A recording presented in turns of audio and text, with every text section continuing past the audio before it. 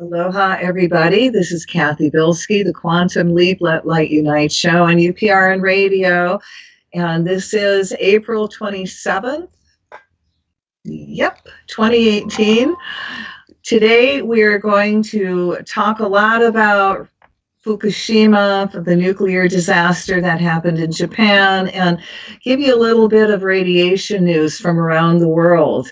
And I have this wonderful lady, Tsukuru, who is a really incredible activist on many levels in many different ways. And she's going to join us tonight. And these are the topics we're going to talk about. And before I get into that, I wanted to bring up really quick, I've been talking about an alternative to the United States and the Canadian dentist, and I don't know, maybe wherever else you live in the world. I went down recently to Mexico and got my teeth fixed at Sani Dental, and it was incredible. I had 22 crowns. Three teeth pulled, two root canals, and a back bridge, all for under $5,000, which I could not have even come near in the United States. So they're right below Yuma. They pick you up at the airport. They shuttle you. I mean, it's really, they call it dental tourism. But, if I would have known that I could have gotten crowns at $180 per crown, I would have had my dental work done a long time ago.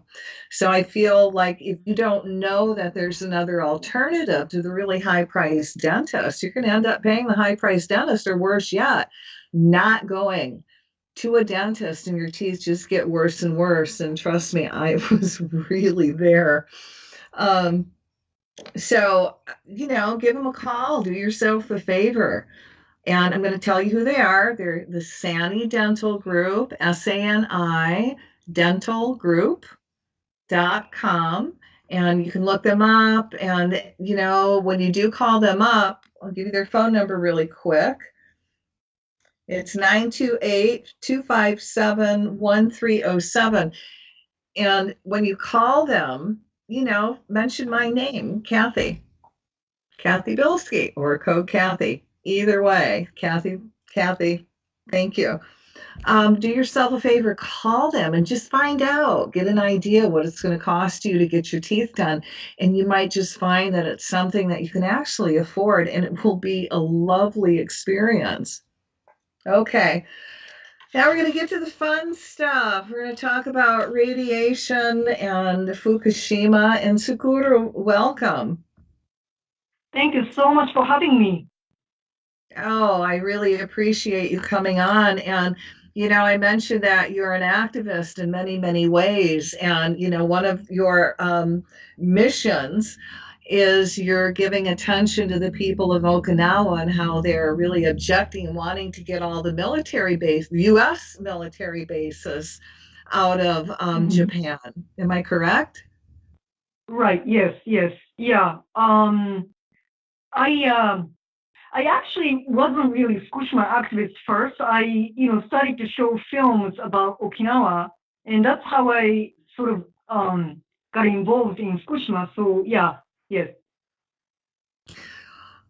Well, before we get in and talk about Fukushima and the big nuclear disaster there, I want to touch bases on some of the things that have happened around the world, and you're more than welcome to comment, okay? Okay, great. So first we're going to go to North Korea, where Kim Jong-un has declared an immediate halt of its nuclear missile test, according to one researcher.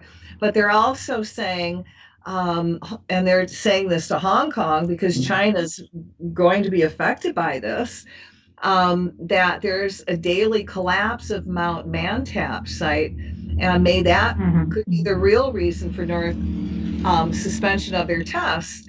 And if it collapses, the radioactive fallout, including in neighboring China and South China, is going to be devastated. Right. Yeah, that's a real concern.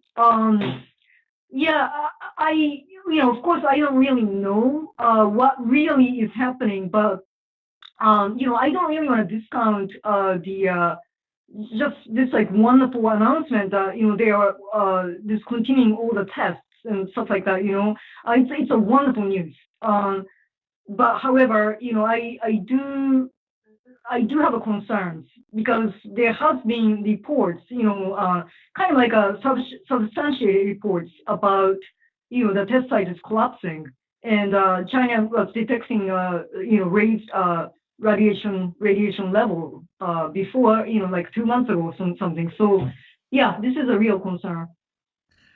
All right. Well, okay, guys, we're just going to give you all this lovely information. I hope you're drinking or smoking that doobie and relaxing. A Valium at this time is not going to hurt. All right, so let's jump from China to Chernobyl in Russia. And 28 years ago, there was a meltdown on one of their core reactors, and they had nothing to contain it at all. And it went all over Europe and then circled the globe.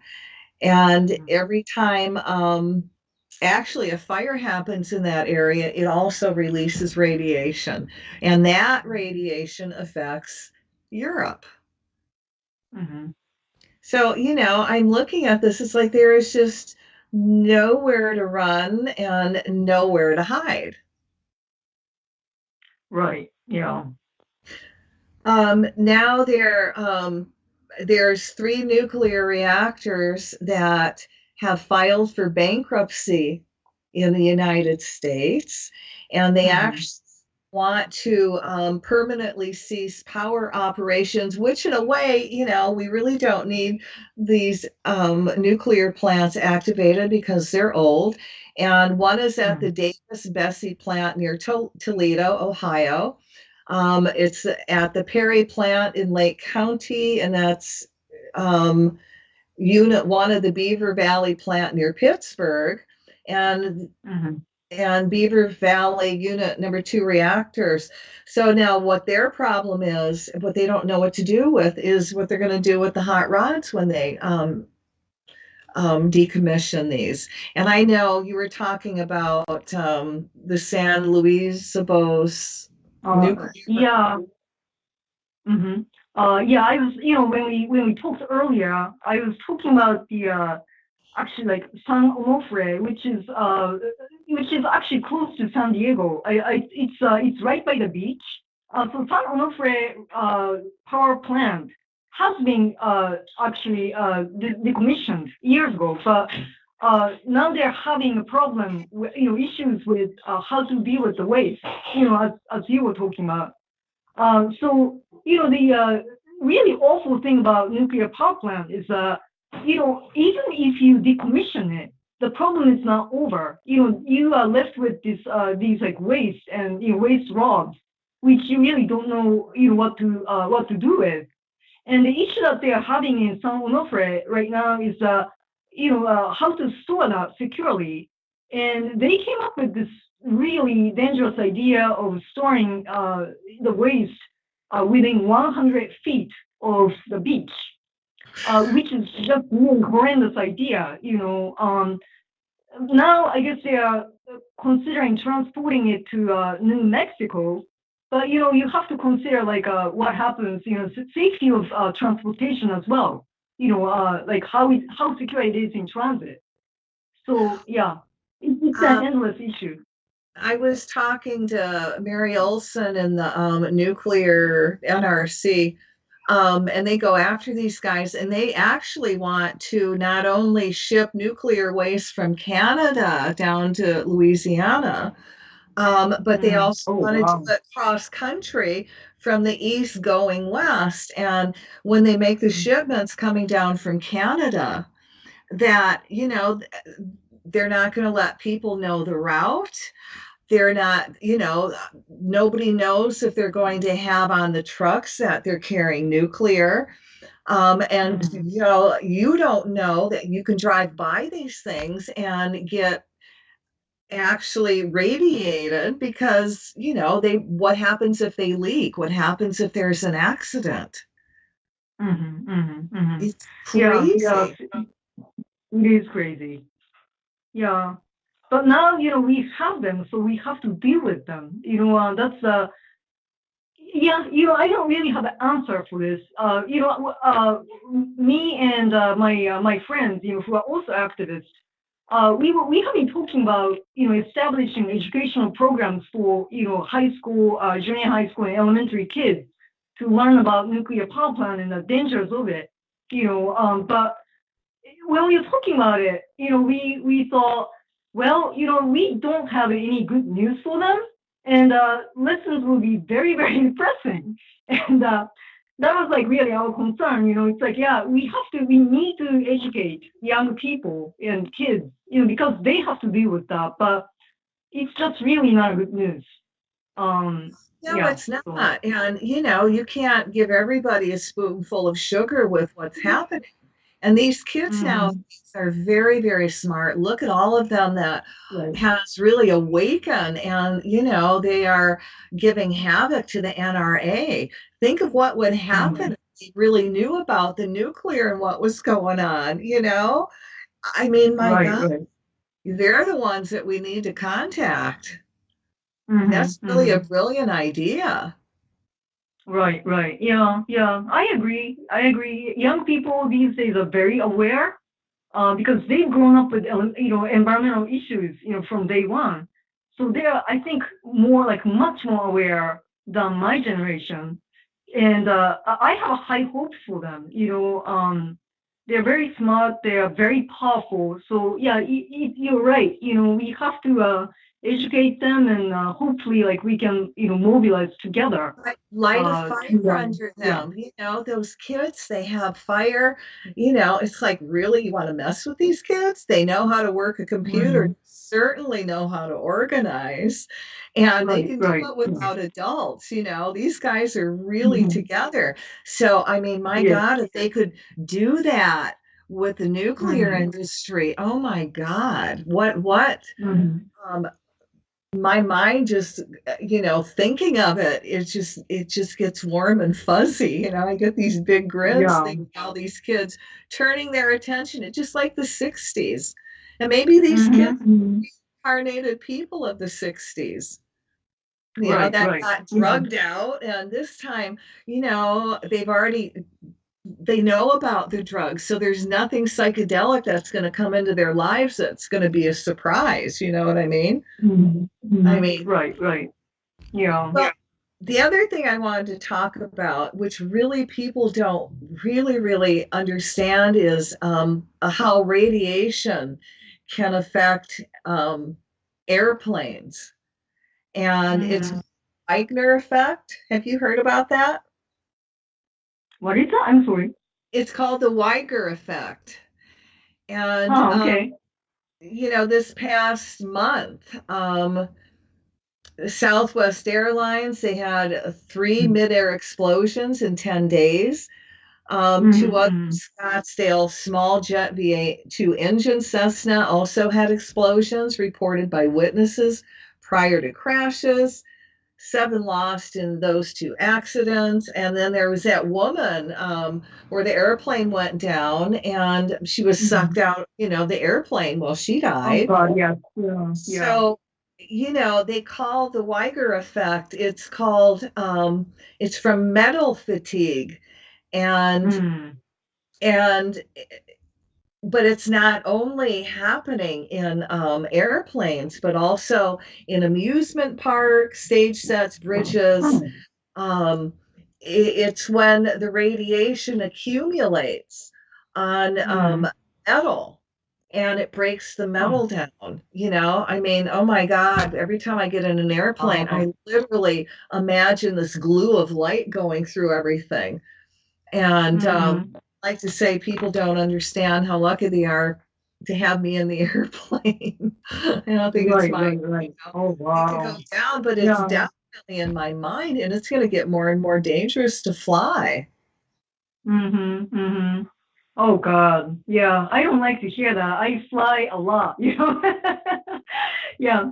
I go back and forth between Japan and the United States, at least 3 times a year. So wow, okay. Well, but this is, Yeah. you need to know this, and then you got to do extra magic to make sure that plane stays together. Okay. Hmm. Um, Right, but right. this doesn't even touch all the military Right. airplanes and helicopters that have crashed because Mm-hmm. I guess when they fly at a higher speed, the radiation really breaks it down even quicker than it does in a normal aircraft. So that's good. Okay. Mm-hmm. That was positive. Um, Mm-hmm. so they do have a lot more crashes, but they're not putting that word out there. And again, we're talking about radiation effects. Mm-hmm. Mm-hmm. Okay, I won't talk about that anymore. I can see that gives you warm fuzzies, and everybody else is out there like, give me that Right. one. Wait, I gotta smoke one more doobie. Okay. Breath. Fudge. My God, flying. Well, it does affect, and I'm telling you guys, you better start doing the magic and using super glue light to put the plane and make sure it's Mm. together. I call to the angels before I fly, and I am a Sai Baba devotee. And you believe me, I asked Sai Baba to come and hold that darn airplane in his hands all the way to wherever I got to go. It's worth Mm. far. Yeah. So let's talk about now that we've gone around the world and everybody understands that you all are affected. Okay. It doesn't matter where you are. And the radiation level in the United States, and I'm not going to read you the radiation report, there's 98 cities, over 3 million rads. Okay. And the last I heard, Colorado Springs was number one with the highest. Yay, Colorado, with over 20,000 rads there. So you need to understand that radiation is everywhere, and we got to do a lot of letting people know about it, and we got to speak about it and talk about it so you can take better care of yourself and do cleanses and extra vitamins and all that, everything you need to do to stay healthy. These are not normal times. So, Tsukuru, how did you get involved in Fukushima? Right. Three things. One, I am like I guess what you might call the product of post-war education in Japan. Because I went to a school in Hiroshima for 6 years, where the school was located within 1 mile from the hypocenter of the bomb. So as you can imagine, we lost a lot of students, aged from age 12 to 18, young girls. 350 of them died on that day. So when Fukushima accident happened, it just really came as a complete shock and also wake up call. And I started to wonder why, in like all my education throughout 6 years in Hiroshima, I heard so much about A bomb and how wrong it was to, have it and use it on people, but we never heard about nuclear power plant. And I started to wonder why was that. And as I thought about it, I began to get very, very angry and actually felt betrayed by the this false narrative of there is good use of nuclear and the bad use of nuclear. So that's one. And two, I happened to be in Tokyo, Japan, on business on that very day, March 11th, 2011, on the day of the Great Tohoku quake. So I was in a hotel room and I watched the explosion at the Fukushima Daiichi. I was in complete horror, and I remember, sobbing alone in my hotel room because I really had no idea what was happening, and I expected the worst. And actually writing email to my 14-year-old daughter then, and just in case to tell her that I loved her and I was sorry to leave her behind. And so I since I was there, I feel special connection and responsibility to see this through. And number three, I hosted a screening of a documentary film called A2BC, which is about Fukushima children and mothers, essentially Fukushima mothers fighting to protect their children because there are thyroid abnormalities are being found in the children. So, I felt that I was surprised by the magnitude of human cost and suffering of what's happening around Fukushima. And I felt that, all of us in Japan and also globally, we have to speak up and do something to help these people and alleviate the suffering and bring the disaster closer to the resolution. So, Well, three reasons. people understand that that radiation, women do absorb more radiation than men do. And I think it's like Right. 10 times more we do. Mm-hmm. Now, when you worked with the women over there, were they really frustrated? Because I know, isn't there a gag order about talking about Fukushima? Kathy, it's not so much about like the government gag order on ordinary people. Ordinary people are affected by actually each other. There's like serious peer pressure, especially in Fukushima. You can't really talk about if you live in Fukushima. People are afraid of talking about radiation and their concerns because their neighbors may they may be accused of like they are what is it like they interfere with the recovery, economic recovery of the area by talking about these concerns. So people live in that area, they may have a serious concern about their health and their family's health, but they really can't talk about it because peer pressure in Japan is just really, really very strong. I understand. I went to Japan, and when I mentioned to some of my Japanese friends that I was going to start talking about radiation in Fukushima, they were a little afraid of what I was going to say.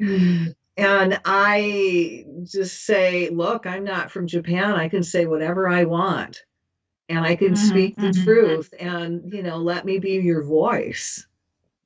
That's great. That's great. We need more of that because, you are right. If you're an outsider or if you're like me who live outside of Japan, I think I have much more freedom to speak about, the truth, like what's really happening, than people who live in Japan. So, you're right.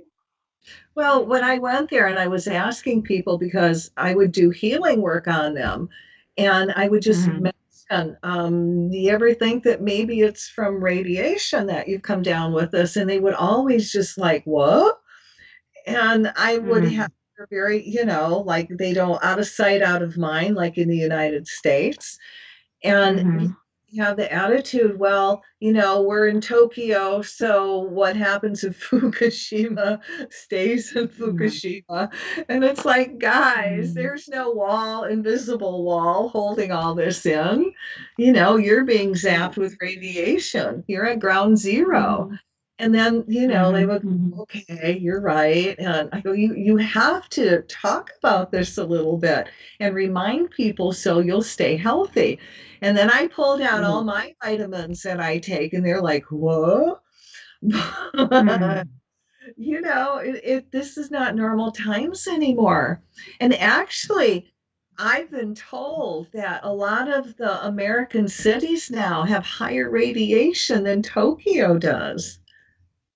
How That's bizarre crazy is to me, that? actually. Wow. Yeah. Yeah. I heard, I've heard you mentioning it, and that's crazy to me, though. Wow. Because I was going to say, like, Tokyo, if you think about it, because you've been there, you know that, Tokyo is not that far from Fukushima.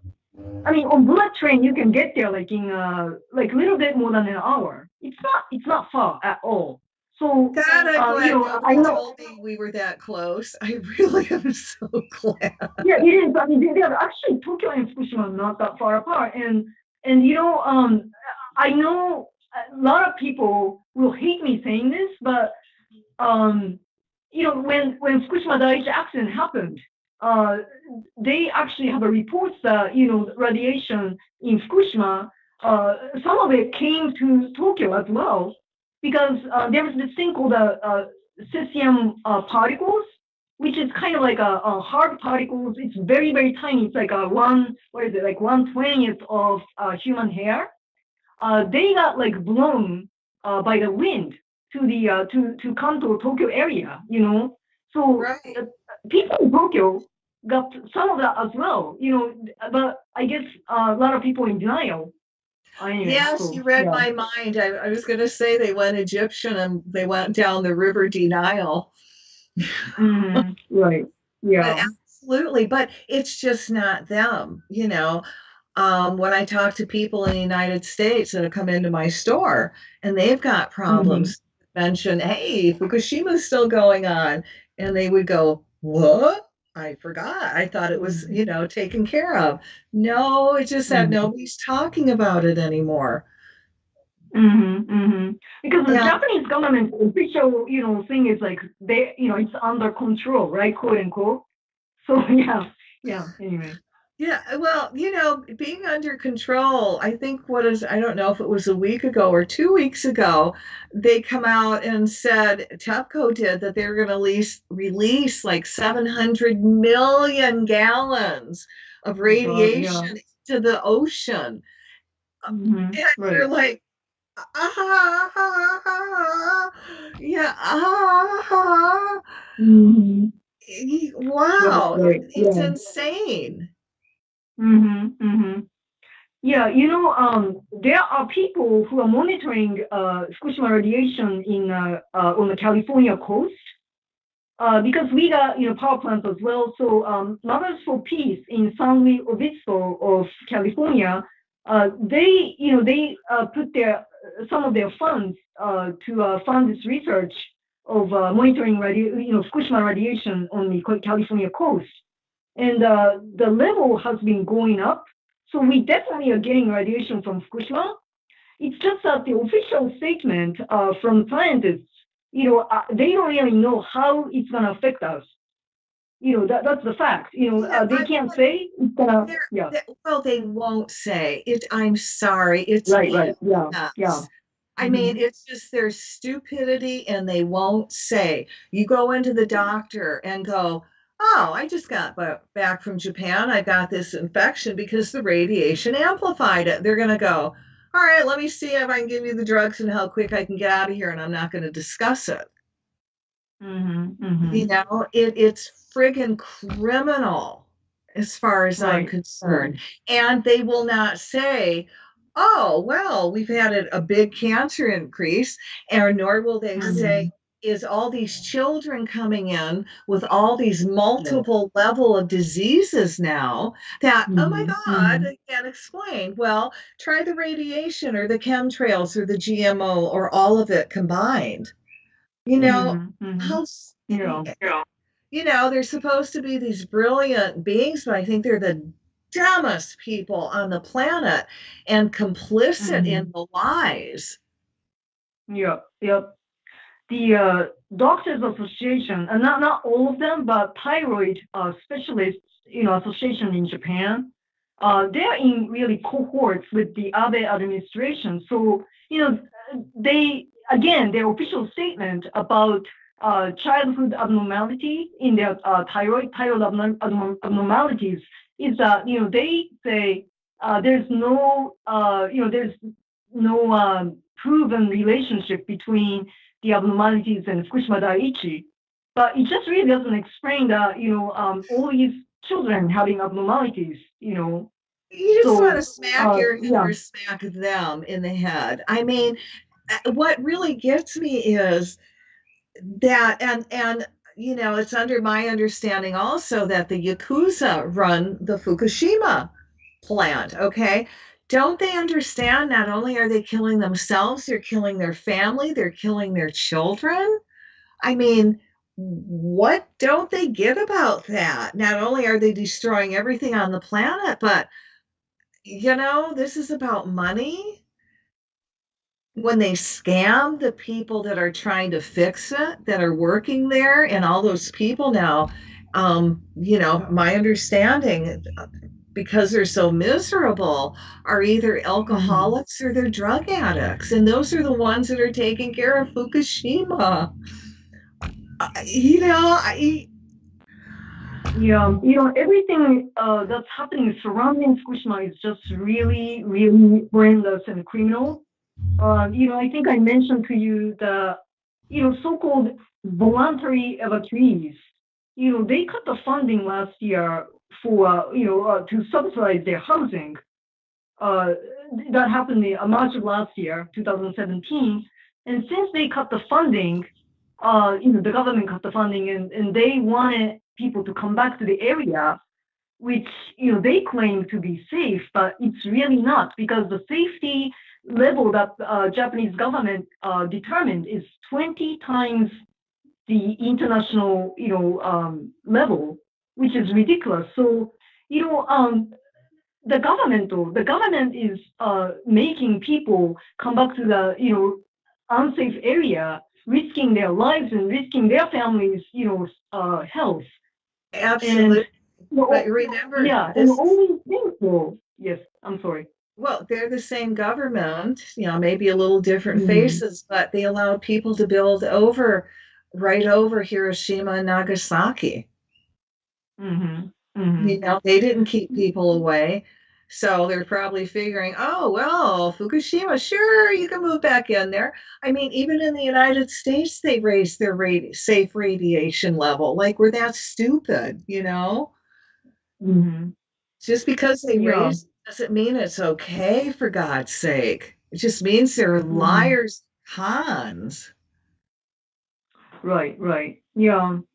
Yeah. But yeah. So I guess the thing about the reporting that's done about Fukushima, we hear.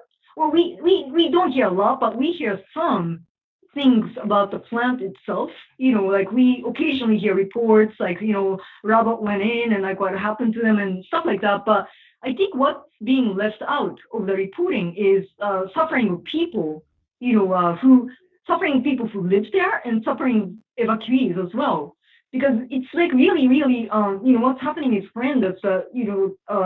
These evacuees called voluntary evacuees are being sued for keeping their temporary residence. The government is suing them, that claiming that they are illegally occupying their temporary residence, when they're just trying to be safe. They're trying to keep themselves safe, and they try to keep their families safe. Um, and Japan, that Japanese government investing $20 billion or something ridiculous on the Olympics and ignoring, people, it's just really, really criminal. They should be spending that money on like saving people of Fukushima. Well, when you talk to the women and that, did you find that a lot of them had depression problems? Well, oh, actually, one correction. Like, I don't really work with them, so I don't even talk to them directly. I actually like talk to people who talk to them. But um, I think that yeah, the I think that it's not only women, men as well. But yeah, I think the mental illnesses are like serious problems right now in Fukushima, but also like in other prefectures who where evacuees went. But the sad thing is, though, Japan do not really have a good mental health awareness. It's not like here. Here you can seek out therapies and stuff like that. In Japan, it's still, it still has a lot of stigma. So, my hope is that they will establish some kind of like mental health programs, which take care of people like for life. You know, because these people really need care. They are like under extreme stress, and they need to be assisted. Well, what are the other issues that the evacuees face? Prejudices. Um, Children are often bullied in schools where they evacuate. It sounds crazy, but children can be very cruel. So they're called like you are contaminated, you are radioactive, like we want to touch you, don't come near me, stuff like that. And some children take their own lives because of that. And also, it's not only in children, the bullying issues, it's in adults too. It just comes in a different form. Um, some people look at evacuees and assume that they are rich because of the compensation that they get from the plant, which really is completely not true. They don't get much money from the compensation. But if you are an evacuee and if you're driving a new car or having a new smartphone, people talk about you. People talk that saying that they say things like, "Oh yeah, that guy is a Fukushima evacuee and he got money from the Genbatsu, which is power plant." So they face that issue, and also, like as I mentioned, there has been a lawsuit against voluntary evacuees who are still occupying their temporary residence because they're supposed to go back to the area. They don't. The official, the thing is, they don't have to be evacuated anymore. So these are the issues, and also I guess I need to mention that the Fukushima nuclear disaster really broke up families and broke up communities, which used to be very tight knit. And I guess what I'm trying to say is like if you think about families, um, very often not the whole family couldn't evacuate. So mother took their children to evacuate somewhere like some other prefecture, and husband remained behind. But they put up with it for a while. But after a while, they wanted their wives and children to come back. But sometimes like mothers are too afraid to bring their children back home because they're afraid of radiation still. And that created marital strife and caused a lot of divorces and stuff like that. So it's a very sad situation, which really not often like talked about enough. Is there a tent city with some of the evacuees because there's no place for them to go, so they're living in tents? Not in tent exactly, but they have sort of like a prehab type of houses. Mm-hmm. Mm-hmm. Yeah. Yeah. But So, if you think about it, being a Chengdu, it's still like it's 7 years later, 7 years after the accident, and people are still living in temporary housing. That's just really Anyway, horrendous. well, it's they want to send them back into the area, which to me is very criminal. It's like Right. they're Right. trying to Yeah. commit Exactly. genocide. That's genocide. Mhm. What do you Right. think Right. are you consider the biggest sins of TEPCO and the Japanese government? Well, there are many, but I guess if I were to point out two, one is the concealment of the facts and knowingly exposing people to radiation from the day one. Because when it was happening, meaning that like when the meltdowns and melt through, they were happening, they never told the public the whole truth. So there were like thousands of people in Fukushima in the areas that should have been evacuated. And I talked to a woman who actually is living in LA now, but she lived in Fukushima at the time, and you know uh, they were outside, waiting for their food and supply ration for hours at the time, like when the radioactive rain was falling, and that could have been prevented if the government and TEPCO was truthful, but they weren't, and they knowingly exposed a lot of people to radiation, and that's like really, just unforgivable offenses. Wow, I didn't know that. It's like kind of Yeah, what yeah. they did in Nevada with the first bomb testing and made those soldiers stand in the trench and watch the bombs go off to see what would happen to Right, them. And right. all the people in the area had barbecues and they watched it. And then Mhm. later on, they all died of Mhm. cancer. Yeah, good guys. Mm. Yeah, and let's not forget to actually, since we are United States and you are an American, and so have you heard about Operation Friendship? That was like there was this thing called Operation Friendship. These are like U.S. military people who were dispatched to Fukushima to help, to help with the rescue operations. So they were exposed to radiation as well because they weren't informed by the Japanese government or TEPCO about the risks of being there. And after they came back, some soldiers got, started to get really sick. Some died, and they're trying to bring a lawsuit against, TEPCO, but they haven't been successful. And I really want to give voice to them as well because these people really need to need to have their voices heard, especially by American people too. I mean, they need your support. Yeah, then they had that Navy ship that the government sent in, and all those guys got sick. Right, yeah. It's criminal of this. There's so reptilian, and it's rape, pillage, and plunder. And I step back and I have conversations at the store with people, and they go, "This is insane. Don't they realize that they're also killing their own?" Their children, their grandchildren, their wives, their lovers, their friends, and they don't care. They're breathing the same air we are. Well, they're rich and maybe they're filtering it out, but they still got to go outside and breathe. So you wanted to share with us a poem.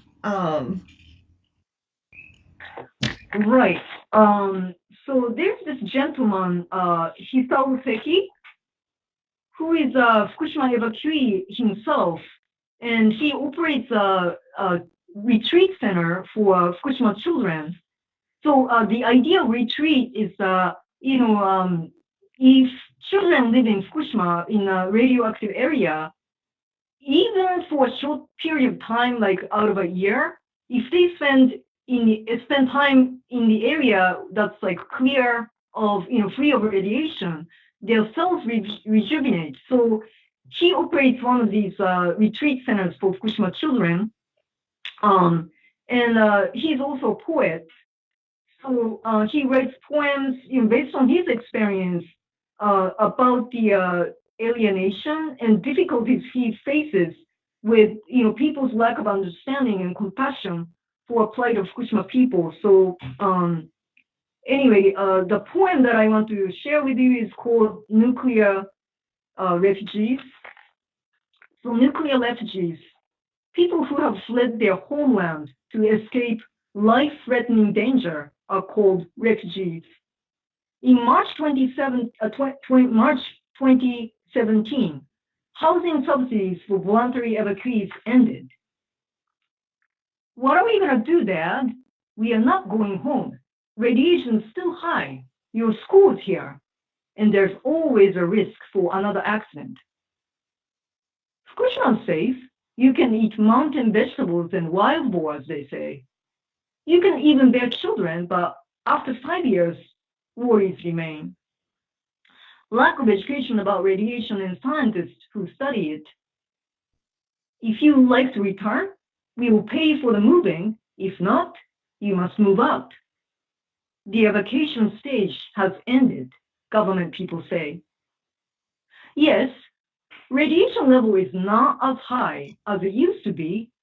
No more becquerels detected in vegetables, but it's still risky to live in Fukushima. Whether it's safe or not, I decide, neither the government or experts. I haven't passed them yet. Come April, how will we afford a rent? I have no idea. As I look up at the sky, snow is falling. Even in that snow, whatever the wind carries, mud balls that kids like to play with, and in the hair of my beloved, invisible worries of radiation lurk. Oh, what's to be done? I sighed, and decided not to return for the time being. But what happens when my son grows up? Or if something happens again with the nuclear power plant? Then where would I be? when spring comes, when April comes, evacuees are no more. Then we become nuclear refugees. So that's the poem. And little background is so as I mentioned, when they discontinued the funding in March of 2017, they erased the whole voluntary evacuees from their statistics. So 30,000 people, 30,000 people disappeared from the statistics, so that they can make their numbers look good. So it's as if they made a huge improvement. It's as if a lot of people went back to the area, but no, they haven't. And since a lot of people are being sued and being kicked out of their housing, they are practically refugees in their own country. Where in the world do they go, though? I mean, what do they live on? Do they live off the street? Do they live in tents? Yeah, some do, and some nonprofit organizations are trying to, grassroots organizations are trying to help them, but it's just, as you said, it's criminal. I don't know. I can't find any other words for this.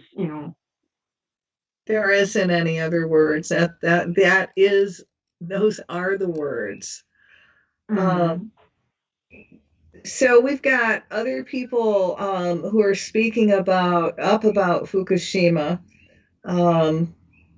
What about the cattle farmers? Oh God, there are cattle farmers in Fukushima who are keeping their cows alive against the government order to euthanize them. There's this wonderful film called Nuclear Cattle. I highly recommend, if anyone in your area can bring that movie, I highly recommend doing the screening, because it's a wonderful movie about these farmers who are fighting to keep their cows alive, but it's so expensive to keep them alive. I mean, they cost like $2,000 per head to keep them alive annually, because they can't eat their meat or they can't use their milk.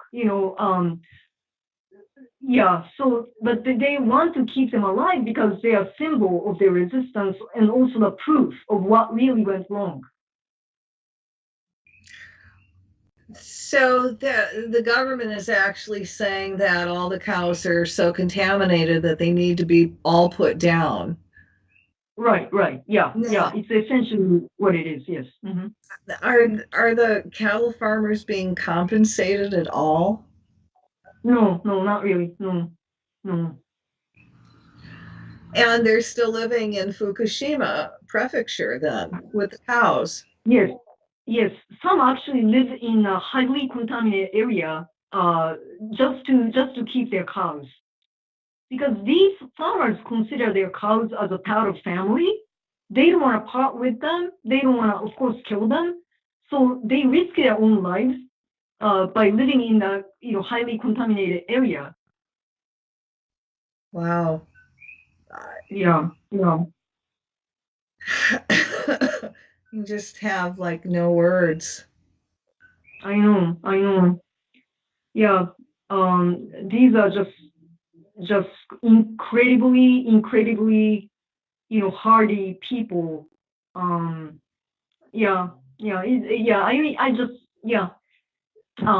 Somewhere, someone in Hawaii should just do the screening for that film, because it's just an extraordinary film.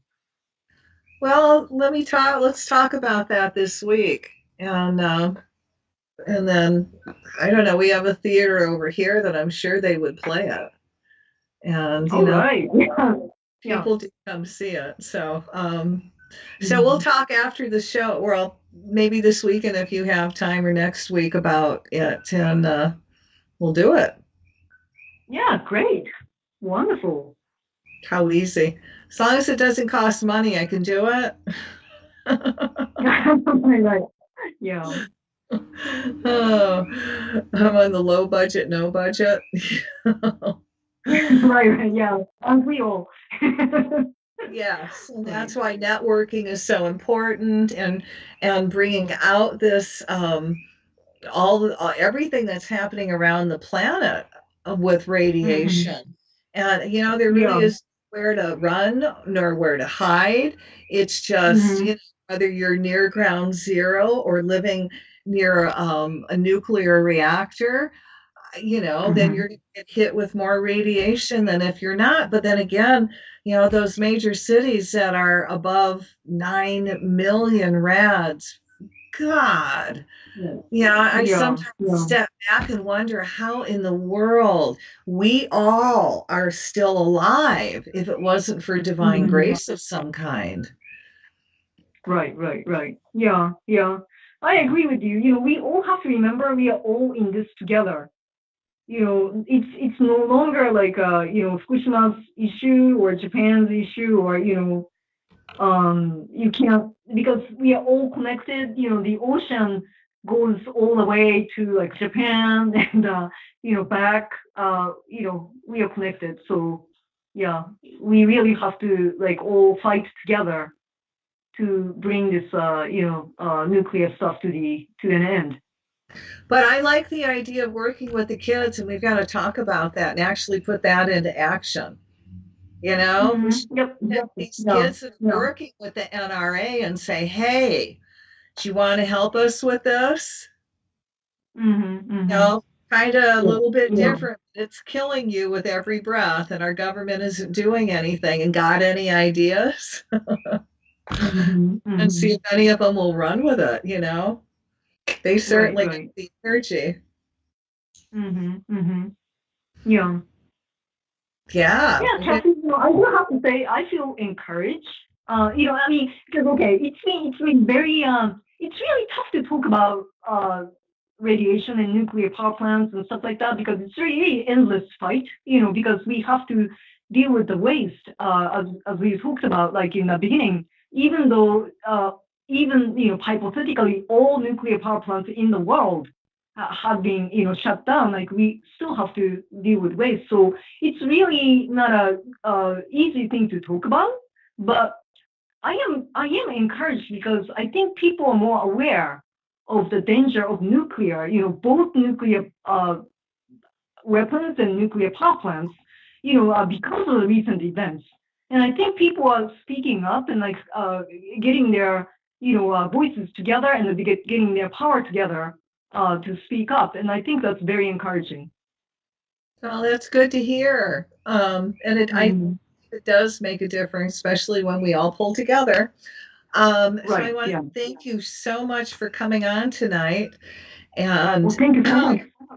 I just want to remind everybody that if you follow me on Facebook, Mondays from 4:30 to 5 Hawaiian time, and that's 6 hours, 10:30 Eastern time, we do chanting, live chanting, calling down divine enlightenment for a half hour. Tuesday is Radiation Tuesday, and we talk about the radiation, and we do energy work for that. And then Thursday on Facebook Live, we also do for the climate and for the earth. And this last week we did Monsanto and gave them attention. So, this is spiritual overtime. We really need to put out that light, and it makes a difference. And if you really, join me on Facebook. It's very public. Okay. You don't have to become my friend to actually see it, but it does help when I'm going live. Um, and join in. And I think next week we're going to do energy work again and keep that going. So thanks very much, everybody, for tuning in. And remember, radiation is real, it's invisible, and it's affecting everybody. So make sure you do all your cleanses and take extra vitamins and minerals and all that good stuff. Eat the right food as much as you can. And that's all we can do, and do the magic. And on that note, I want to say aloha to everybody and have a great week. And again, thank you to Suru, and maybe we can do this again. Yes, thank you so much, Kelsey, and keep up the good work. Oh, you too, my dear. You're right up there. Yeah. All right. We'll talk to you next week then. Aloha, everybody.